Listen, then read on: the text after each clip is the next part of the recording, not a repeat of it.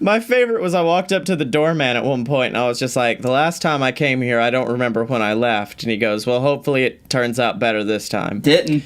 And it didn't. It was actually objectively worse. It was objectively worse. This is the part where I'd slow clap, except I know it would fuck the audio for the week. You don't even know.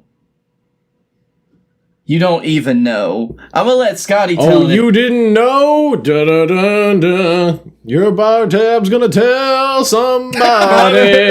Yeah, fuck it. The cold open's not gonna be about wrestling. I might as well continue the running theme that every single podcast I do this week somewhat involves me talking about partying with Chewbacca and BB-8 in the Red Phone booth in Atlanta. By partying, do you mean that you awkwardly stood near them and drank?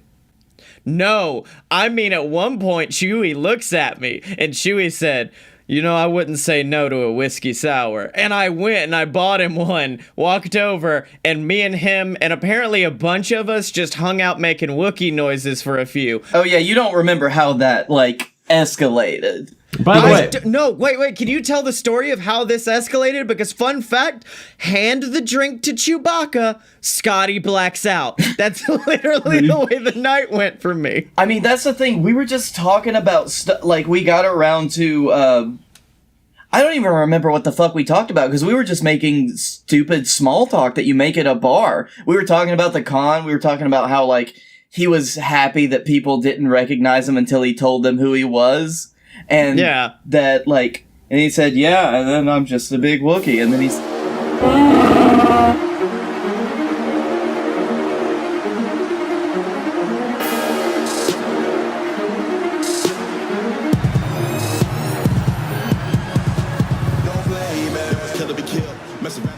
So welcome to Fight Boys, ladies and gentlemen, the show about professional and not so professional wrestling.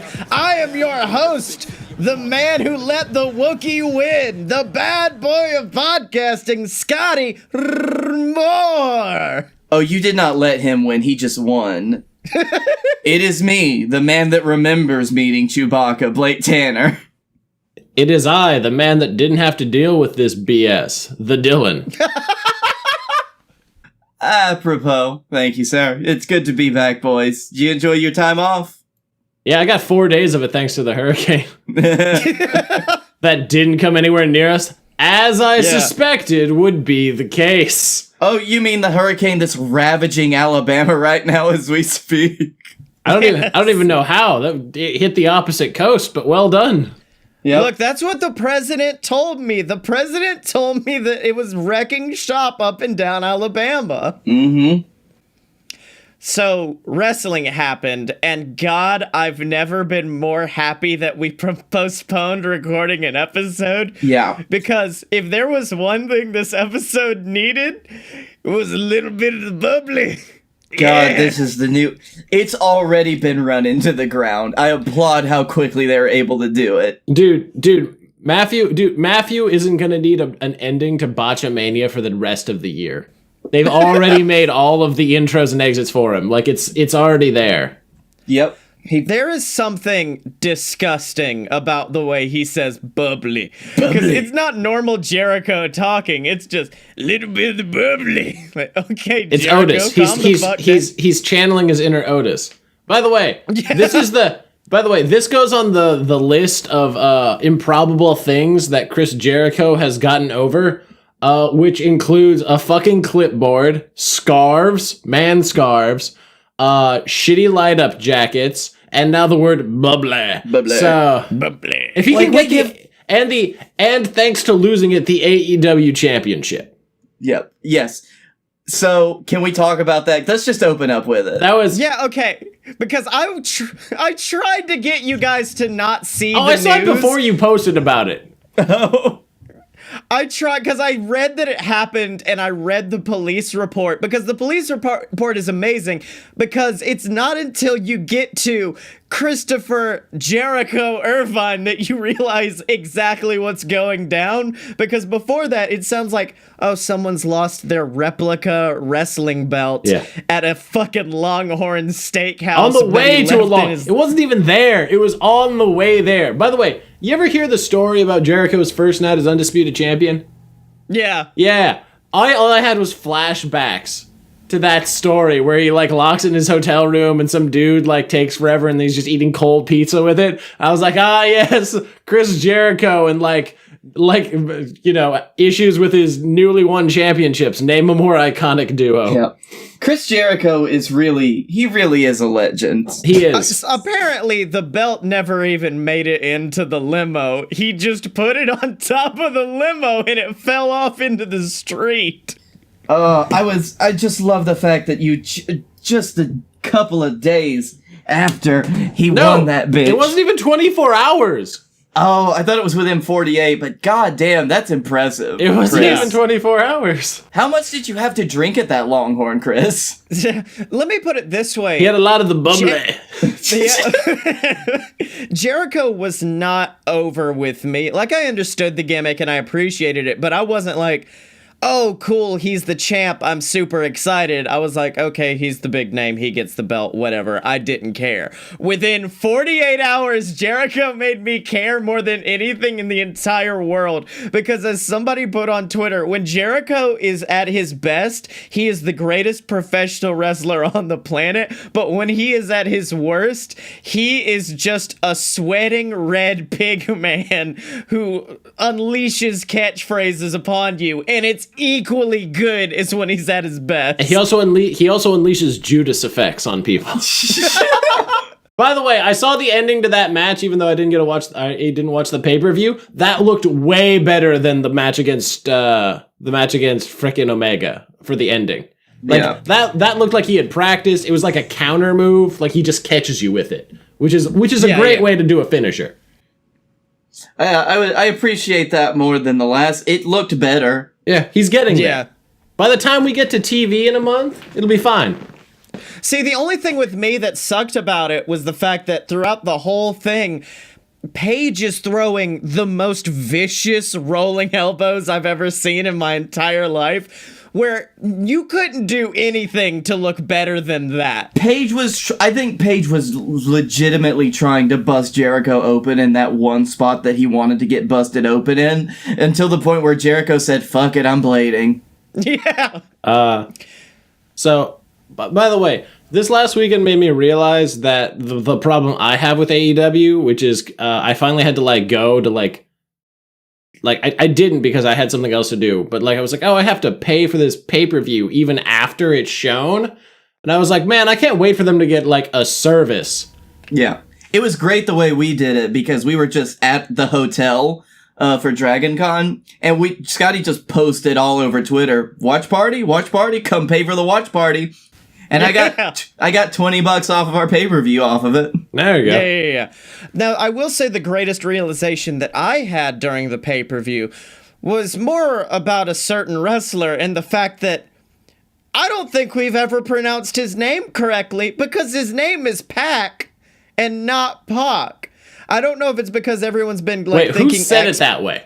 Did he say it that way? Every fucking body! Like, JR would occasionally say Pac, but for the most part, they were all saying, Pac's in the corner, Pac's going for it, Pac's doing the flip. Didn't they call him Pac all the way on being the elite?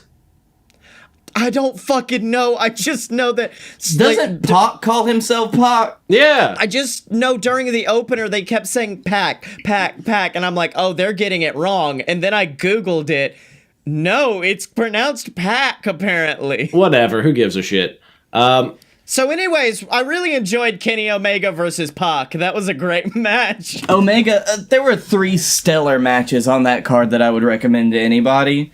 And it was Omega Pac, it was the Fiesta ladder match, and the triple threat hardcore bullshit fuck fest. What about SCU versus Jurassic Express? Was that? Oh no, That was a good opener. It was a very good opener. It was so early on, I'd forgotten about it, but it was very good. They used Marco's stunt like a missile.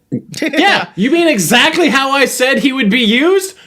It's almost like I know shit about wrestling. Can you believe it? No. After all these years. There was a moment where all three members of SCU are on the outside of the ring, and I said, I swear to God, if Dylan gets it right, and they throw Marco and Jungle Boy, and then finally Luchasaurus, who, by the way, MVP of the night goes to Luchasaurus for his amazing kicks. His kicks were so effortless, but it's like, that's a big man doing those big kicks. Yeah. Like, he would step in the ring and, like, not even show any emotion of, like, oh, yeah, let's do a kick. It's like he was going into work and be like, all right, kick you out of the way, kick you, turn around, kick this guy, I guess. Choke slam. His choke slam looks amazing. Yes. Yo, yeah. Luchasaurus, I don't give a fuck who you are. Come at me, Smart City. Luchasaurus can be a main eventer in the fucking mask. Eat my dick. Yes, 100%. After, because they already announced for Full Gear that it's Cody versus Omega. Sorry, Cody versus Jericho. So, like, they're going to need another challenger after that, because they've pretty much shown that Omega's going to do, like, a losing streak all the way into, like, the new year, and then, like, have to do a redemption arc, which, as a wrestling fan, is good. As a Kenny Omega fan, is like being repeatedly kicked in the dick. Yeah, I do see that a lot. People are complaining because, Omega is one of, if not the best wrestlers in the world right now. And having his thing being like that he keeps getting caught. It's not that he's a bad wrestler. He just keeps getting caught in, like, at a moment. Nobody straight up beats him. They just get lucky. And, like, I'm like, no, God, I hate all of you. This is like watching. Well, I will say, it was beautifully done, and I feel like I skipped forward and saw what your babyface of the week is, so you may be skipping a little bit ahead here. But I will say it was done really well because Kenny was pulling heel Kenny shit during the whole thing. So he's like getting that, like, oh, fuck yeah, I'm doing this. I can beat anybody. I'm amazing. I'm Kenny Omega. And even then, I'd say Pac didn't catch him. It was literally Pac being smart in the wrestling ring and going, if I grab this arm and if I lure him into this, I can lock him into my finishing move. It was also a matter of, holy fuck, AEW, you gotta give him more outside ring space. Yeah. I mean, to a point where my dad was messaging me like, they need to give them more room because they done hit their knees multiple times during this match. So you guys watched it, I didn't, and then I don't want to pay for a pay-per-view that isn't live. I feel like that's fair, right? I understand that. Unless it's like $10. I'll pay for a $10 rewatch, but like they're still charging full price. Fuck that noise. Right. So like, why isn't the Dark Order getting over? Am I missing something? Is it because I'm a mark for them? It might be because you're a mark for them because I'm a mark for them too. And when you were like, they're not getting over, and I'm like, that's ridiculous. And then my head rewound back and was like, oh, you're right. Yeah, they're really not getting over that much. Which is so weird because their promos are good. Because Evil Uno is a great promo. Fucking Stu Grayson is an amazing wrestler. They have an evil video game thing and minions. I feel like firstly, they need TV. Yeah. Player Uno won me over again because at one point, I think it was the other day, he tweeted, after our victory at All Out, it will be announced now that no one is even allowed to call us spooky perverts anymore. I love Trent so much. Yeah, what happened with that match? Because everybody was like, it went too long, it wasn't good. Without the spoiling the after thing, because that's my face of the week, and please don't. Okay, I honestly don't remember that much about that match. Yeah, I was about to say, I'm kind of the same way. I don't remember a lot about it. We were mostly talking about the sexy Chucky knee. On a card that was full of 4+ star matches, that was like a 3-star match. Yeah. So it's like, it was a good match. I enjoyed it. If you take out the surprise at the end, it's just like a 3-star thing. Nah. I know, but I hope for... By the way, how did Chuck Taylor look? Jericho said on that he got in better shape. He was real he looks a lot better, yeah. Good. Thank Jesus. That was my only concern about him going to that company. Is like, Chuck Taylor is not known for being a body guy or working out ever. Mm-hmm, and I was like, please, dude, you could at least be mid-tier champion. Like, you'll never be champion of this company. Ever. I love you so much. You'll never happen. But, like... Was the internet shitting on anything else? Because at one point you were like, was All Out just terrible? Everyone hated it. And for the main event, the Women's Battle Royal, everybody... Well... Everybody we didn't get into the Women's Battle Royal till about halfway, so maybe it was rougher. It was on the pre-show. I'm not counting it. By the way, they shit on the Young Bucks being spot monkeys. Stupid. It was so fucking good. I think that Canadian Destroyer off the ladder is one of my favorite spots I've ever seen. Yes. Well, here's the thing. Even then, they were doing a lot of spot monkey bullshit. Yeah. But it was logical spot monkey bullshit, because if you watch the way they were interacting, it would be like Phoenix would climb to the top of a ladder, and Matt would be on like a table underneath, and Nick would scramble up and look and basically say shit like, if you do it, I'm going through your brother, because Pentagon would be on the other table. So it's essentially two wrestlers trying to one-up one another as they're beating the shit out of the other people. People also shit on Pentagon over spamming his Zero Miedo thing, which is true. He does that too fucking much. He does that a lot, but he had to get all of those finishers built up. Well, that, and also, he's been doing that since AEW started. You can't say that was... No, that's why it's too much. Yeah. What else was there? Well, they shit on the Dark Order. Yeah, I understand the main event too, because after a card full of just such good matches, in my opinion, really like intense matches that are some of the best matches I've seen all year, like that one was just kind of there too. Well, see, the problem I had with the main event of the night was the fact that Adam should have been playing the hot upstart babyface who's constantly getting one over Jericho, and instead they pulled the, I'm Chris Jericho, I'm just gonna beat you down, then let you get a little bit of shine, and then do a backwards elbow into your face and win the title. That's basically been his thing now for like the last 2 years, is that everybody goes into it being a better wrestler, but Chris Jericho is a better brawler due to years of experience. Like he used his experience not to like out technical people like fucking Malenko or like William Regal would, and instead used it to know that if you just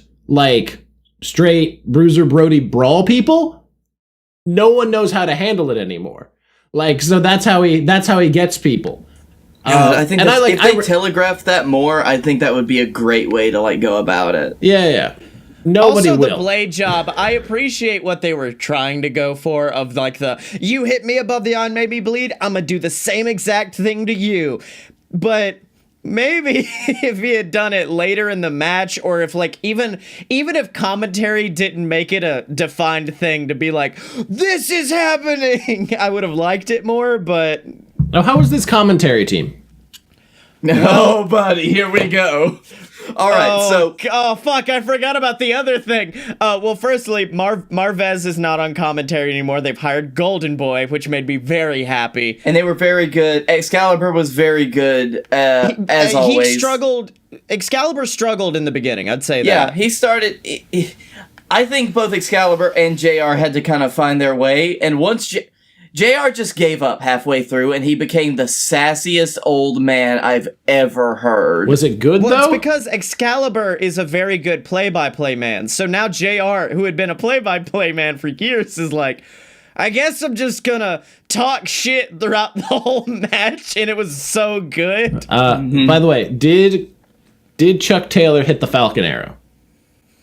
Oh, no, because they lost, and as you know, nobody kicks out of the Falcon Arrow. Thank you. I love that that's the one through three companies. Through three companies, Chuck Taylor has done that, and looked at Excalibur afterwards and be like, how did he kick out? He did it in PWG. He did it in New Japan. They did it in New Japan Pro Wrestling. Whenever Excalibur did a match, he was like, he hit nobody kicks out of that. And now he's done it in AEW, and I was just like, the continuity. God damn it! Reward Chuck Taylor for that. Also, Yeah. you know Do what? you remember any of the like good lines that JR said from that night? Because I'm trying to, but I'm just The one that keeps coming back to me isn't a good line, but it's Oh, the fact no. that during the Riho match, Yeah. he kept referring to Riho as the little lady the whole time. And I was like, I'm very uncomfortable about It's this. like, yes, I understand she's very slight, JR. There's other How was the Cracker Barrel Classic Brawl for All? goddamn son, we're about to start. That was match of the night. That was match of the fucking night. I don't care if people called it Spot Fest after Bloody Spot Fest. Even if you're not into hardcore matches, I think this is an accessible hardcore match for people. By the way, I would like to point out that after watching it 6 times, there is no way that the Jimmy Havoc Joey Janela spot with the chair was planned. There's no way you could hope to hit that except when he did. I loved that so much. And there was so many like crazy bullshit, like Jimmy Havoc just like pulling multiple staplers out from under the ring, the boys crushing each other with Cracker Barrels. Now there is one. Darby crushing himself with a Cracker Barrel at one point. That is true, but there's one moment that the internet shit on, and I don't understand why. And so Joey Janela is looking for something to beat someone up with, and he goes under the ring. He pulls out a tennis racket. Who's this an homage to, I wonder? And he looks at it and he throws that shit away. Yeah. And it's very funny because he's mocking Jim Cornette, and everyone's like, I don't know what the fuck he's mocking him. He's just making everyone aware that Cornette hates him. And it's like, exactly.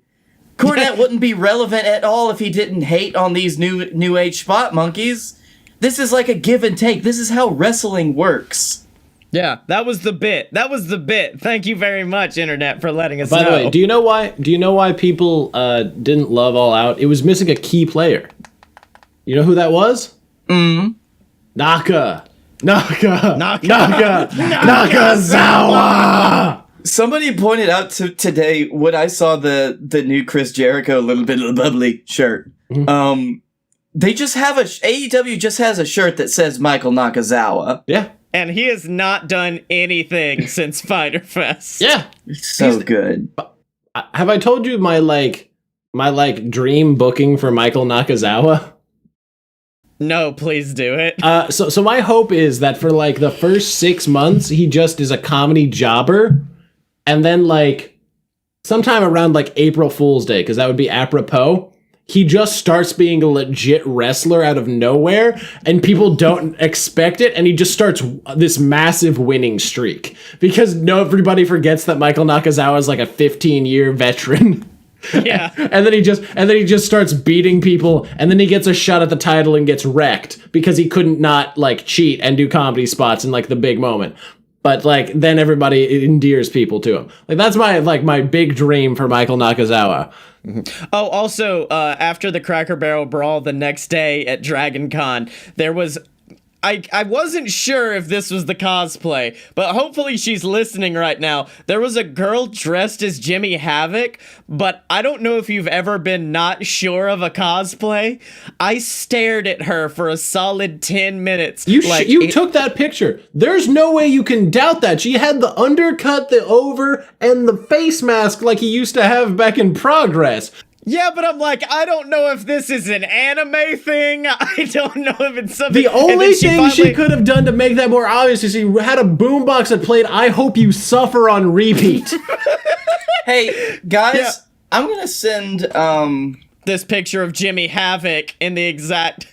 Yeah, I just want to... No, she had her, like, hands crossed above the Havoc, and I was like, I don't know if that's Jimmy. And then finally she uncrossed her arms. I'm like, Jimmy Havoc! And then I ran over and we talked about All Out. And by All Out, I mean literally just the Cracker Barrel Brawl because it was so good. What did you send that in? Oh, on Facebook. Okay. Yeah, in fact, one of the people who was at the official Fight Boys All Out watch party, afterwards, like, headed up to a bar and got drunk, and later on Twitter, all he said was, all I've been doing all night is telling people how amazing that Jimmy Havoc, Joey Janela, Darby Allin match was, and that's it. God, that was so fucking good. Oh, yeah, no, there's no way you couldn't know that dude was Jimmy Havoc. Like, even without the Die Havoc Die shirt. Like, there is no way that you don't. You'd have to be dumb or blind. No, I don't know, man. It could be some anime shit. I don't know. It does look like a lot of Jimmy Havoc is very animation, although there is a picture with a stapler. Yeah, so, by the way, my favorite Jimmy Havoc line was there was a show they were doing at, like, I think it was, like, the Globe Theater or some shit. And he comes out, and he eventually gets a match with Tommy End, back when Tommy End was, like, transitioning into Aleister Black. But he looks at Jim, he's like, Jim, I didn't come out here dressed as King of the Goths for nothing. And I exclusively refer to like Jimmy Havoc. His official nickname is King of the Goths, Jimmy Havoc. Yeah. By the way, Scottye, would you like to talk about how All Out fucked your lead? God, yeah, I'm please. not fully fucked yet. Oh, by the way, did any of us watch Cardiff? No. No, we didn't get a chance. I tried to. My TV kicked out Scotty's info, so I couldn't use his Netflix or his WWE account to watch. I've seen bits and pieces. It was apparently really fucking good. It's just I didn't have a chance. By the way, what are the standings? Like, who did the best on All Out? I think Dylan got first, you got second, and I was firmly in third. Because I don't even remember who I picked for that shit. I do. Yeah, but now we are. It's as if New Japan, as if the G1 Cup never happened. We are now back to me being in the lead by 1 point and you both tied behind me. I would like to point out that imagine how bad it would have been if you hadn't won that. Oh, yeah. Oh, damn. But you know what's never bad? All of our lovely patrons. At patreon.com/a load of BS. That's the website where you can join the BS Moon Marines. You can become an honorary fight boy. Join our ranks. You get shouted out on the show of your choice every single week.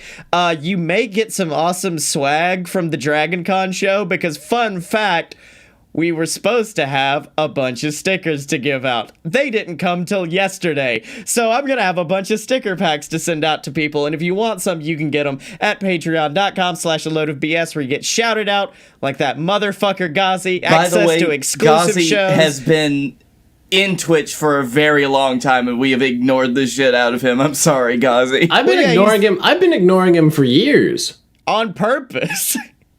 But yeah, you get access to our exclusive show. You paid for this. All kinds of awesome perks at patreon.com/a load of BS. Now, who we tweeting this week? Should it be Chuck? Should it be Trent? Or should we ask for a little bit of the bubbly? Hey, Jericho. Well, actually, no. Can we tweet at Darby Allin and tell him to stop going for the coffin drop? Because he's like 0 for 2 or 3 now, and like it looks bad. Like tell him that no matter how much shit you put in between you and the person, it's never gonna work. Yeah. Well, also tell him to sell the weight of the barrels. Yeah. Because Jimmy Havoc did a great job of selling that those barrels were heavy.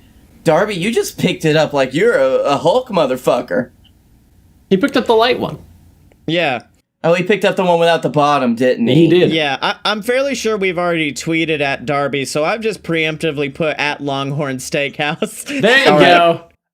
Dear at Longhorn Steakhouse. Where's the Longhorn Steak Championship belt? I'd love to go there and win it. I assume it's defended under 24/7 rules. Steak Championship. Put the bit about the 24/7 rules. That's solid. That's a good bit. Throw it in. Fuck you. You say that all the time. I don't. Hashtag a little bit of the bubbly. By the way, that's the #1 shirt for the month. Oh, yeah, no doubt. The minute I saw they made it into a shirt, I went, oh, fuck. I have to buy this now. Apparently before that, the Jungle Boy and Luchasaurus were outselling everybody as far as like t-shirt merch. Oh, I could see that because like it's the Rey Mysterio thing. They're the team that appeals to the kids in the audience, and that means the dad and the child and the mom have to buy the shirts. You don't sell just one shirt, you sell multiples if you appeal to kids. It's a good shirt. Also, Ghazi asked if Dylan ever looks at the Twitch chat. No, he doesn't. I don't even you, Dylan. I don't even have access to it. You can just go to a load of BS Twitch. That's how I do it. That's how Captain Tibbs does it? Nah, man. Nah, fam, that ain't me. I ain't about that life. Also, could I just say my favorite thing about the belt being stolen was how quickly Jericho managed to put on a scarf, a fedora, and jump into a hot tub to quickly record a promo saying, "It's been stolen!" Also, I would like to say props to whatever city's police department it was that posted saying they'd found the belt and immediately deleted the tweet because they found the wrong belt. Nice! By the way, Scottye, how does it feel to know all your G1 mojo is gone because your King of the Ring predictions are fucked harder than don't continue that. Don't continue that. How we doing on King of the Ring? I believe I am at. Here's the thing. I don't know if for the pick'ems if they're counting Ricochet winning. They did. They counted it. They counted it? Okay. Yeah. Good. Then I have 5 points at this point. Can somebody look that up for Blake? Can you look up where I am? I've got the pick'ems right here. Let me see. My SmackDown side of the card is completely fucked because Andrade is gone. Because your King of the Ring winner's gone. No. I changed it. In the official pick'ems, I said Ricochet was going to win. So I still have that small Filipino boy to rely on. He's from Kentucky. He and Chuck Taylor came up in the business together. No. Chuck trained him, if I remember correct. So, because that was my favorite thing of all time was watching matches where Chuck would commentate with Ricochet in them and how much shit he would talk to him the whole match. So, Also, can we just say, while Blake does the pick'ems, I don't think there's been a bigger glow up in the history of professional wrestling than that of Ricochet. Because if you watch old Ricochet matches, he looks like a scrawny Samoan with the big fucking afro, and it's the worst thing on the planet. By the time he won Best of the Super Juniors, against Kota, then he was firmly in his own, but he just kind of got better from there. Around the time that he did Lucha Underground, that was when he came into his own. Because I think doing that show gave him the confidence he needed to have more of a presence. Yeah, well, I mean, wasn't he the first, whatever their championship was? Wasn't he the first champion? Mm-hmm. I mean, yeah, that's all it takes, baby, is one company to tell you, yeah, you need to be the one who runs this, and also everyone on El Rey TV is going to see this. And that's probably what definitely jettisoned him to, oh, I can do this. This is fine. As an aside, one of my favorite PWG moments that I've ever seen a clip of was when he wore those tights to a PWG, and Marty's just like, wait, and he puts his hand over Marty's mouth and then hits him with a move to shut him up before he can say it. So, Dylan, you and I are tied at 12 points. And Scottye, you're probably gonna win because you have Baron Corbin winning the whole thing, and yes, I want it to be Chad Gable. Yeah, no, that would be great. Scottye, you got Wouldn't 6. that be an Owen Hart-esque moment? That's how he proves that he's able to do it. Yeah. Apparently the triple threat is they designed it as a triple threat to get Ricochet over, and I was like, he's already over. Mm-hmm. Yeah, he's 110% over. You're good. You've got your new Rey Mysterio for all the kids at home. If Ricochet wins that match, I'm fucked. We both are. I will be so happy if he does because of the added points. So, now the important question of the week. We've had some amazing things happen in wrestling, and then we've also had things like, hey, Enzo might be coming back to WWE, so we have to know, what's our heels and faces of the week? Also, I would like to say, that was a rumor for all of about 6 hours before Triple H tweeted or said something in an interview and said, no. Oh, yeah, a secondary babyface of the week ahead of the other one that I have is to Triple H for being yeah, I guess it's good publicity for Enzo, but yeah, we've got no interest right now. Absolutely not. Do they have interest in Big Cass, though? Because, he's getting his shit together, and I really feel like he deserves a redemption in the company. I would be fine with that. But anyway, Scottye, I'm glad that you said, you mentioned my heel and face for the week, because I have not changed it since the last time we did this show, and it still fits. Wait, really? Yeah, this is the same as it was a couple weeks ago. Because my heel was Kenny fucking Omega. Because beforehand, he did this badass promo against Sick Moxley, and now he's looking like a champ bad motherfucker in his match against Pac. And I mean, Pac? Pac. That's Pac. Thank you. Fuck. Son of a bitch. This week after this, I wish all of the episodes didn't have to have boys, so this episode could be called Pac-Men. No, it's Pac Boys. Just Pac Boys. Yep. But, he's still my heel because he was doing so much heel shit in that match. I loved it. I'd forgotten how good heel Kenny Omega was. Oh, it's... The only thing he can do better is if he brought back, like, the silver and black hair. Yeah. Oh, God, that was gorgeous. Well, my heel of the week is a man who's always my heel of the week, and that's Frank the fucking Clown, who called out Mick Foley for, like, a hardcore match, and he did it wearing a singlet covered in Noelle Foley's face. And as a father, I just can't. I can't do that. Was there a picture of Noelle Foley over the crotch? Of course there was. Oh, and so he went full Rick Rude. No, respect. And to Mick Foley, he uttered the phrase, "This is not the first time your daughter's been all over me." I hate him so much. That is also, I have another heel of the week, but we'll circle around to it.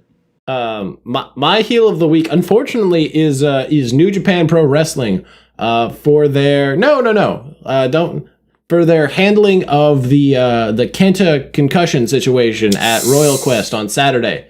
And I watched the match to be 100% about that from when I saw it. So basically what happens is it's the classic New Japan spot. He Germans Ishii. Ishii picks him up, Germans him back, hits it real bad.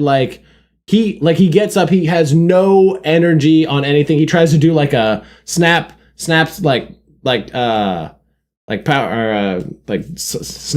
Can't do it. Has no energy. And instead of having God come out early, smaz it up, just drag his limp body, they proceed to have the full match, including, and I shit you not, a like cross-legged fucking Shibata style slap fest. Like, hard as fuck. I felt it through the screen with a man that just had a concussion. That was how they decided to get through it. Like, don't get me wrong. I heard that Ishii ring generaled the shit out of that, but they should have he goes for the brain buster and like counter into a small package or something, like, just because Kenta can pull back from it, have a good title defense, beat the shit out of somebody. Like, he didn't have to hit his finisher. There were other ways around. He could have hit game over, made Ishii tap, even better in front of a British crowd that loves Ishii. Like, just the way that they handled it was so not the way that I wanted that company to handle a concussion, especially like I was a strong style company. Like, they're all about physical violence. I always wanted it to be about safety too. And like, that was just real disappointing. I heard that like he'd gotten a concussion. I didn't know that they continued the whole match. Like 8 minutes. Ugh. That slapfest was a solid, like a 1 minute slapfest. By the way, Kenta has gained a new level of respect, as has Ishii, for doing it. Like, don't get me wrong, they shouldn't have, but fucking good on them the way they were just like, okay, how do we get through this? We're gonna beat the shit out of each other. That's the answer. I would like to say also a secondary heel for this week is the consummate heel, Ric Flair, who is disputing with WWE over the title of the man. Yes! Woo! Who has been in a Twitter feud with Becky Lynch for probably the better part of the last couple weeks. Yeah, I did enjoy Becky. Her 4-word reply was, "I am still the man." That was it. Also, the secondary heel of the week from me goes to my soundboard because it shat out on me in the middle of that. But luckily, Dylan had so much to say about that fucking Kenta match that during the whole thing of me trying to fix everything, Dylan was like, "I'm gonna keep going. I'm gonna tell him everything I gotta know." Listen, I've become a huge fan of Kenta over the G1 and like his joining the Bullet Club. Because he was booed the whole time and he found the perfect way to catapult. It was like, oh, we just go full heel. And now when people boo, he just like turns his ear towards it. And he's just like, yeah. Oh, he's such a smug bastard. I can't wait to buy his shirt. Also, and this is mostly because we talked about All Out so much that we forgot to talk about everything else. Another heel of the week goes to Bayley. Because thanks to Bayley, we're probably about to have to start cheering Charlotte Flair again, and I don't want that. I don't want that. I'll cheer for Bayley. I'll cheer for her personal, like, character growth. Yeah. I'm glad that it's now, like, the boss and thug connection. That's so good. That's so good. This is gonna have the classic WWE, like, reaction of, oh man, they're gonna cheer the heels because the heels are so much better. Well, no, because Becky's still over as fuck. That's true. No one's ever not gonna cheer Becky. But they're gonna cheer for. But I do want Boss and Thug more. I want Boss and Thug to get their tag titles back and to each hold the singles, and so it's like the 2-woman power trip. Yeah. Oh yeah. I want it. I want it. I want it. I want it. It's like the new Mega Powers. Oh, dude, it'd be great. So we want to do faces. Let's do faces of the week. Okay, now. Great. Orange fucking Cassidy is the best thing going. Freshly squeezed Orange Cassidy is amazing. I watched a match he had. I forget it first. I think it was for Smash against David Starr. And, like, granted, that match was a while ago. It was still amazing. It's a good match. I've seen it. It's a really good match. And, like, his entire thing where he just shows up, the lights go out, it's Orange Cassidy, and, like, the most, like, anticlimactic thing. And then he just, even JR was like, how are his sunglasses still on after doing that? He's so good. He's so good. He's so fucking good. And the fact that he's with the best friends is amazing. I love everything about they can like circle out the teamworks because like Chuck's been working with Orange Cassidy for like over a decade, like from the fucking Gentleman's Club back in Chikara. Like I am all in on the super best friends. Like they are so, Cassidy did this he did a suicide dive without taking his hands out of his pockets. And then he landed it perfectly. Like he landed on his feet. After hitting all of the gimps. Yeah, he's so good. He's another one that I see a lot of Oh, he's mid-tier champion. Mid-tier champion. Well, on the internet, I see like a lot of undeserved hate.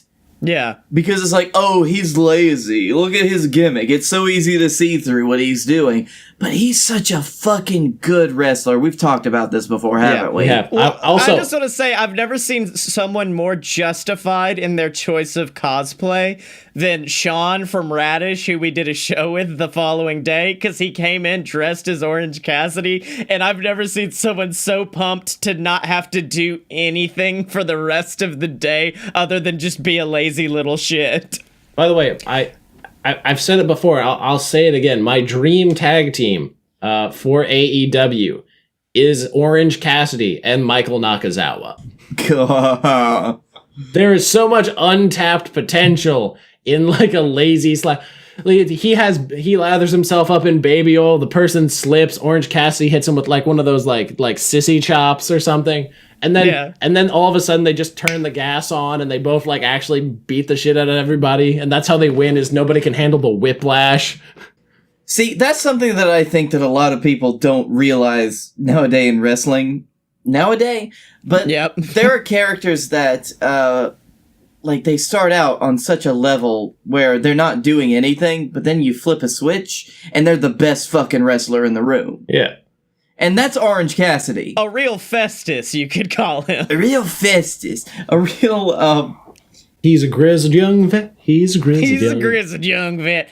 Well, we've talked a bit about my two pre-prepared baby faces, which was the Cracker Barrel Brawl and also the fact that we got to just throw a Fight Boys party around All Out. Of course, at the end of it, we did have to explain, hey, we do a podcast. You need to check it out. We gave him all our shit, so maybe. Yeah, well, my other baby face of the week we didn't get to talk about in the first segment, and it's the fact that WWE finally realized, let's not have The Fiend every week and instead let Bray do some awesome Firefly Funhouse shit, because this week we got the best one ever of Bray just being like, everything's amazing. I wonder who I'm going to get to face in Hell in a Cell. Because instead of being like, I don't know about the rumors, WWE just said, no, he's getting a match because we're not going to say no to him. It's great. Yep. Also, the fact that that was the one where he was just feeding the Vince McMahon puppet money, right? Yes, he was feeding the puppet money. Shut the up. Yeah. And then, of course, at the end of it, obviously, he's saying, I'll see you at Hell in a Cell, but seeing the nice Bray look in the camera and say, see you in hell, was the best shit I've ever seen. It was so good. I wouldn't doubt if they put the fucking title on him. Oh, no, they're going to. He's the one that's going to take it off Seth. Yeah. Oh, yes, buddy. This is the most excited I've ever been. And then it'll be like Brock, where he doesn't show up, but it'll be like the opposite of Brock because you're excited for when he shows up. Yeah, because you'll probably be getting regular Firefly Funhouse. Flyer, fly, fly, fly happens. Boy, you're struggling tonight, ain't you? God damn. It's been such a day. So also, fun fact, apparently, fucking, Paul E. Dangerously has decided that instead of fully scripted, they're going to go back to the old bullet point way of doing promos. Apparently, Ray, Bayley, and I think one other person did it that way, were given that way. And thus, if you watched and enjoyed any of those promos, you can thank Paul. You can thank Paul Heyman, like you should thank Paul Heyman for the last 20 years of the business. You ungrateful fucks. I'm sorry, a lot of blood just went away from my head because I was thinking about just how great that is that they're going back to non-scripted promos. I'm glad that your bottom half is off screen.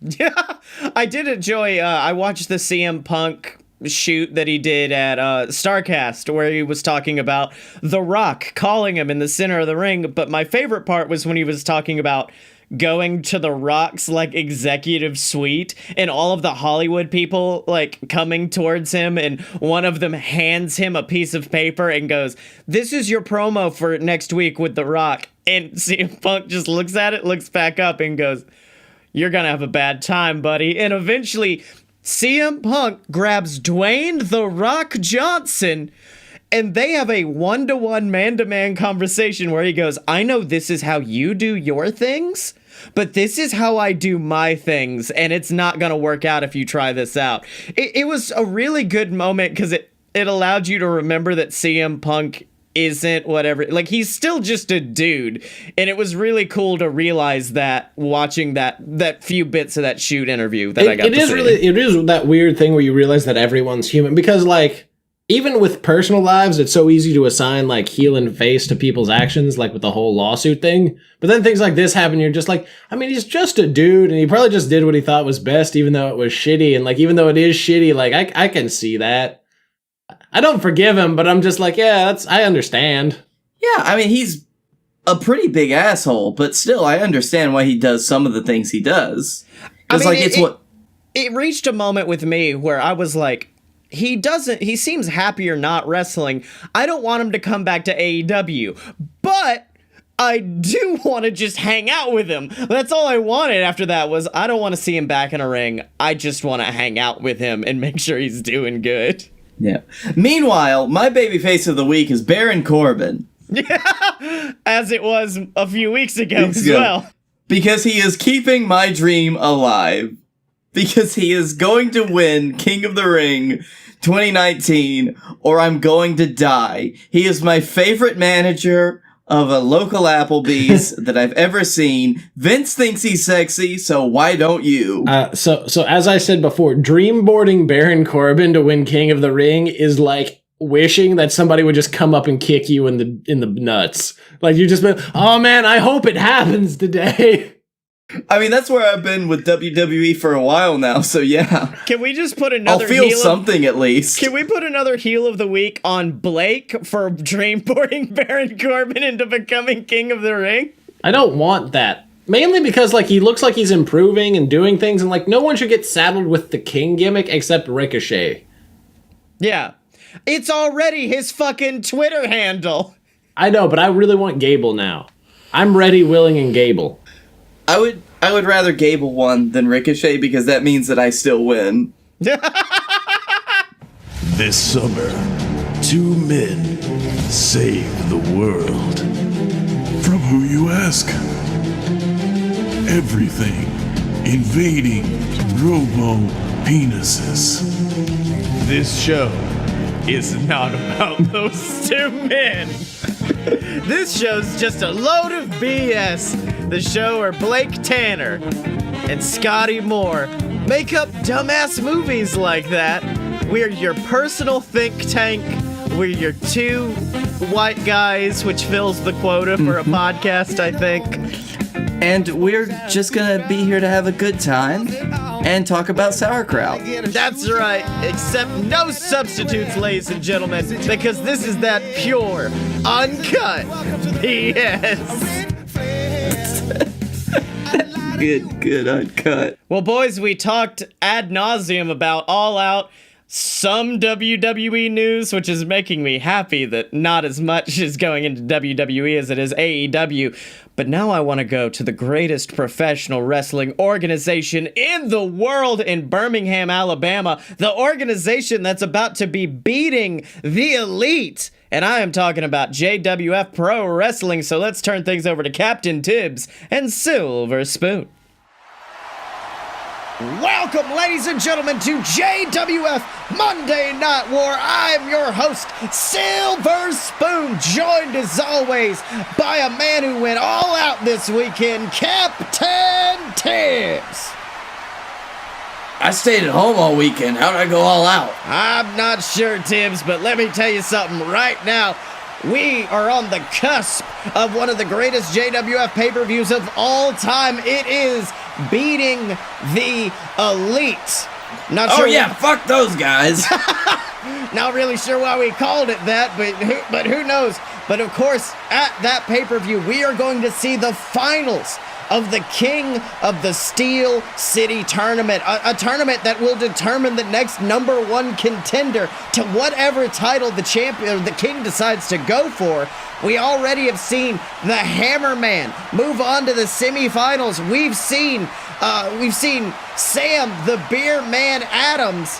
And right now, Tibbs, we've got a match that I know you've got some added stakes in as your son, Chuck Tibbs, takes on someone that I know you're not a big fan of, Felix the Wrecking Ball. Listen here, Sills.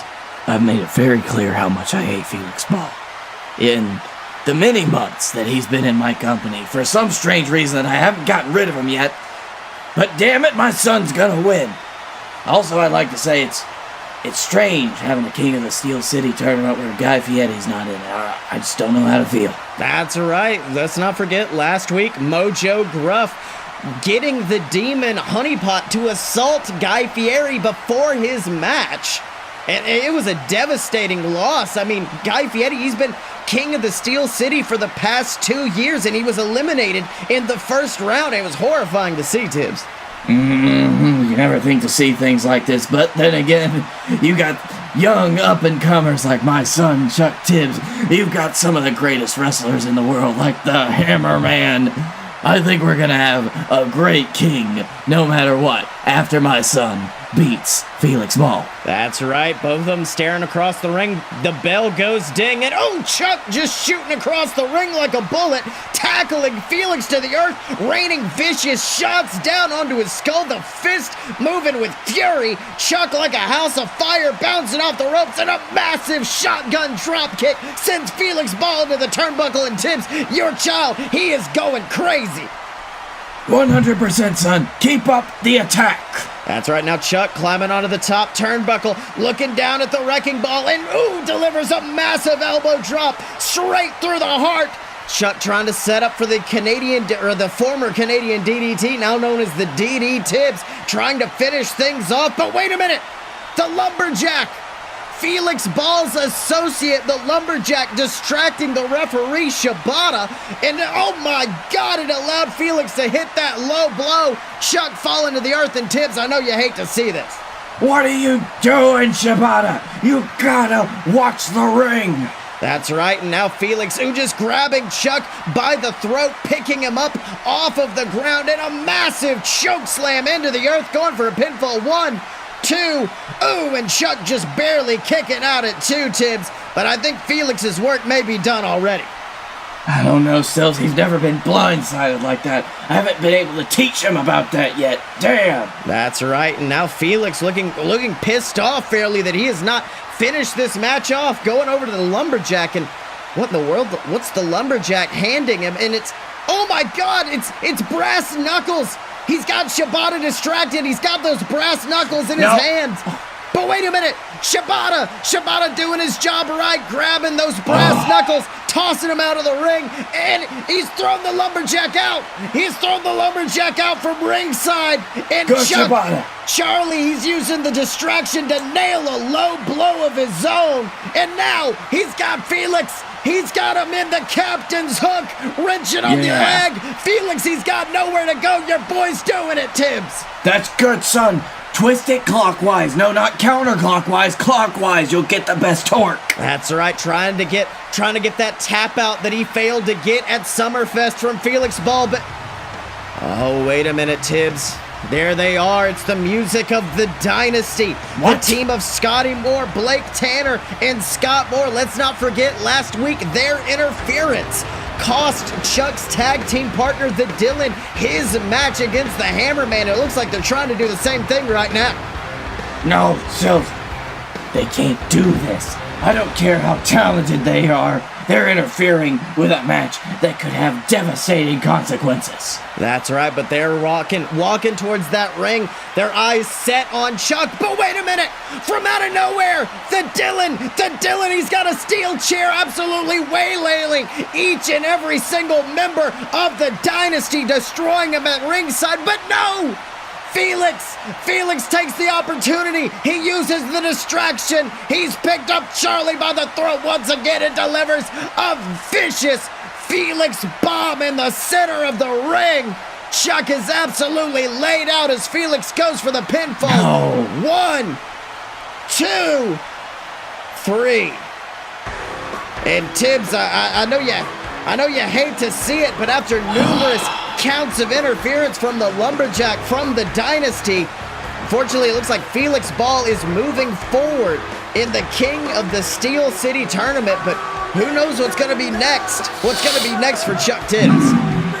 Sills, I will say that my disappointment is immeasurable right now, and for some people out there will be hell to pay for what they did to my son.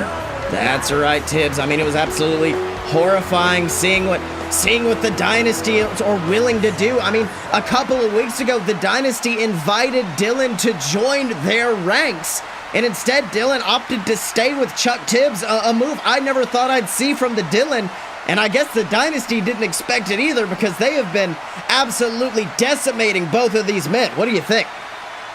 I agree, Sills. I think the Dynasty has a little bit of a vendetta. And you know what? I would let that slide. I'd let that go on because that's what this business is about. But then they fucked with my boy. Oh, Tibbs, are you making a match? Are you giving opportunity right now? What's going on? I don't know about that, Sills. I guess we'll have to see next week when I have to put the law down. All right, no. Oh, wait a minute. Tibbs, I know you're going to hate to hear this, but we have sent one of our top interviewers backstage, and he has found Felix the Wrecking Ball, and I think he's got a few questions about that victory. Let's have a listen. Ladies and gentlemen, Don McDonald here with the man who just defeated Chuck Tibbs to advance to the semifinals of the King of the Steel City tournament, Felix Ball. Now, Felix, you were locked in the captain's hook, one of the deadliest submissions in all of pro wrestling, and I'll be honest, it looked like you were ready to tap. And I gotta be honest, if it weren't for the interference from the Dynasty, do you honestly think that you'd be in the position you are now in this tournament? Hey, okay, boyo, look here. Don't you dare ever try and tell me what I was gonna do. You don't know what was going through my head. You don't know what pain was shooting through my leg. You don't know if old Felix Ball's hand was gonna tap that mat or not. Do you honestly think that I was gonna tap out? Really, you think that I was gonna tap out to that wimpy little heel hook of old Chuck Tibbs? No. You see, I've escaped it before, and I was gonna escape it again, but you see, I don't care about that right now. I don't care about the Captain's Hook. I don't care about the Dynasty. What I care about is the future. And the future is gonna be bright for old Felix Ball, because I'm gonna do something that's gonna really get old Captain Tibbs' gander, and that's win the King of the Steel City tournament. You see, I'm gonna win the tournament that Tibbs himself designed, and then I'm gonna go on and I'm gonna beat Momoa Curry, the champion of this entire company, and win that championship from around his waist. And you see, what happened tonight was just a stepping stone towards my one true goal. And that's driving Captain Tibbs crazy enough to a point where he'll do what he should have done a long time ago, and that's give this entire company to Felix Ball. Because I got ideas, McDonald. I got ideas for what to do with this company, what to do with the JWF Championship, and the first step is taking the entire JWF and moving it to Canada, the only true home of pro wrestling. And then after that, I'm gonna... Okay, I hate to interrupt you, Felix, but don't you feel like you're counting your proverbial chickens before they hatch? I mean, you still have 2 matches to go through before even becoming the King of the Steel City, and after that, you've got Momoa Curry, not just normal, a resurrected Momoa Curry to contend with. I just don't see what you... Don't see what? You don't see the truth? You don't see the writing on the wall because everybody else does?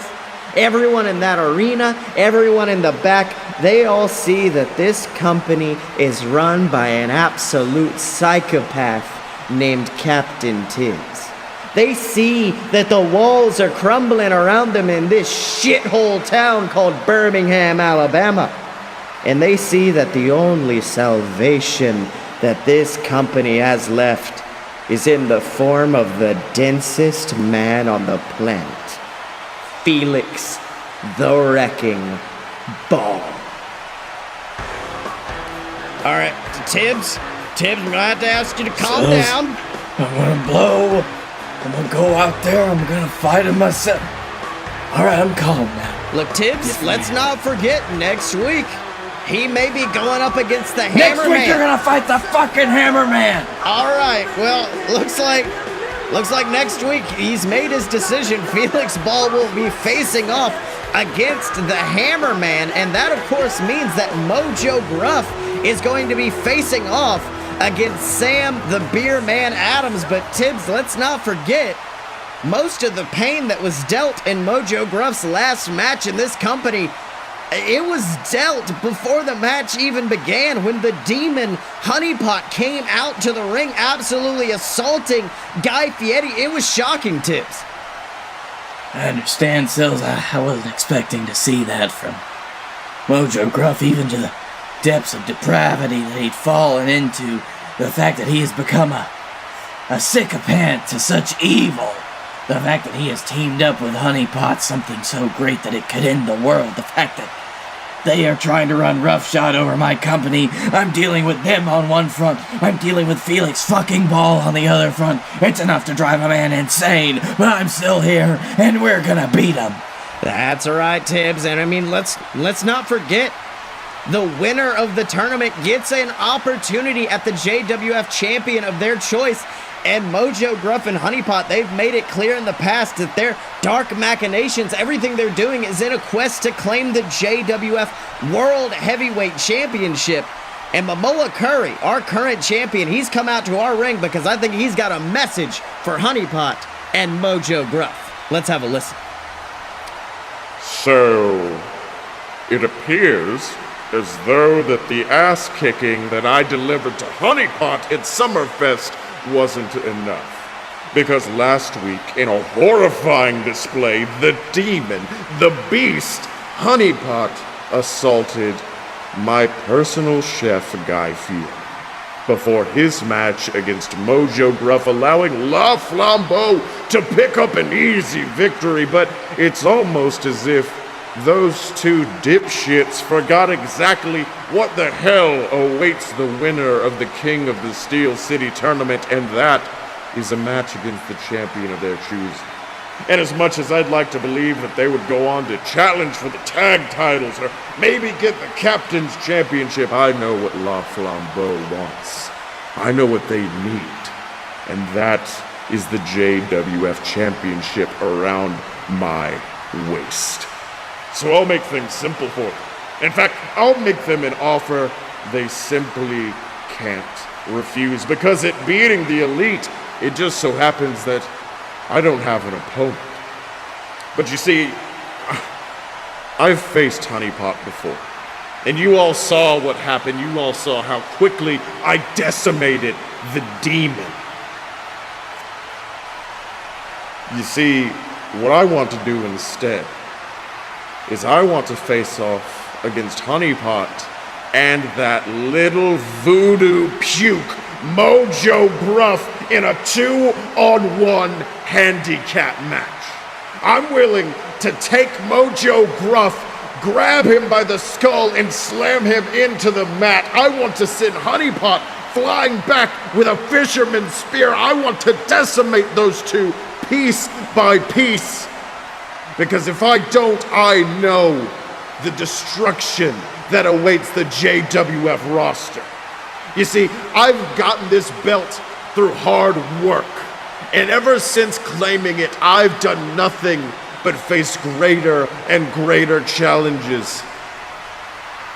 And at beating the Elite, I'm willing to put on the biggest challenge I've ever faced as I face off against La Flambeau in a devastating, no-holds-barred handicap match. Tibbs, this is shocking. Momoa, he wants to face off against both members of La Flambeau. Do you think this is a smart move? Yes, Sills, I'm vibrating in my seat. I want to watch Momoa Curry decimate those two. I want him to end their very existence. I want him to prove that he is the better man, the better sibling of all things. Wait, Tibbs, I'm sorry, I hate to interrupt you, but it sounds like that's the music of La Flambeau, and there's Mojo Gruff and Honey Pot coming out, approaching Momoa Curry, and I'll be honest, I thought they'd look a lot more afraid, but they seem calm. They seem ready. Let's hear what they gotta say. Momoa, Momoa, Momoa. You've made this far too easy for us, haven't you? You remember what happened the last time that both members of La Flambeau got their hands on you, correct? You died under the might of Honey Pot. You burned in the fire of La Flambeau, and we intend to do that very same thing to you at beating the Elite. Because as much as you wish to claim that your resurrected form is the most powerful you've ever been, all it's told us is one simple fact: that Momoa Curry can be killed. And he will be killed again at the hands of La Flambeau. And Momoa, we will leave you alive at the end of our match just long enough to see the return of our master. We will leave you gasping and praying for death itself until my master grabs you by your neck and gives you the sweet release that you need. So to everyone in the JWF universe, I pray you enjoy these last few weeks of seeing Momoa Curry on your television screens. Because at beating the Elite, Momoa will die again. And this time, there will be no resurrection. Tibbs, frightening words there from La Flambeau. They claim they're going to resurrect his master. If they get that's impossible. If they get that belt, who knows what's possible, Tibbs? This is horrifying. No, not at all. There's no way they could bring him back. They say that he's gonna be here, but after all we did, Silves, this can't happen. Well, I guess that's going to be completely up to Momoa Curry, and if he's able to defeat La Flambeau in that 2-on-1 handicap match, and Tibbs, in the past, I've said that Momoa Curry, he's bitten off more than he can chew, but in this case, with these two beasts of men in the ring across from them, I've got to be honest, this motherfucker's bitten off more than he can chew. Sills, I'm gonna be honest with you. I'm gonna set everything straight. If their master comes out, we're screwed. 100% A-OK. Good night, Irene. It's over. Well, I guess Momoa better do some training before his match at beating the Elite. But of course, in order to find out what happens next, in order to find out the finals of the King of the Steel City tournament, everyone at home's gonna have to tune in next time to JWF Monday Night War. So Blakey T, it's been one hell of an episode. It's been so good that Dylan disappeared. Bye, Dylan. It's almost like he's an hour ahead of us. So what did you learn this week, my boy? I learned that no matter how you slice it, your heels and baby faces of the week can be the same 2 weeks running. And so I learned that as much as the internet wants to say that AEW isn't a big deal or isn't making any waves, they literally wasted our entire opening segment with All Out. So awesome, I guess. Thank you. Probably. Yeah. I think Ghazi just came out in our chat. So, okay. You picked a weird time to do that, bud, but congratulations. I'm saluting you. So, Ghazi, I appreciate you. So Dylan could be found on Twitter at Dick and Stormy. Blake, where could they find you? You can find me at Blake A. Tanner on Twitter. You can find me at the Darkroom Vidya, that's DARKROOMVIDYA, on YouTube. And you can find me on Twitch every Wednesday night streaming with my buds on Vincent Vidya, VINTSONVIDYA. So Ghazi has followed up the coming out message with the phrase, "I'm drunk, sue me."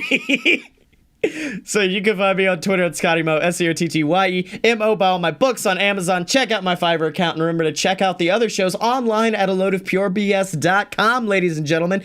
Specifically, make sure to check out this week's episode of A Load of BS. It's our live show from Dragon Con.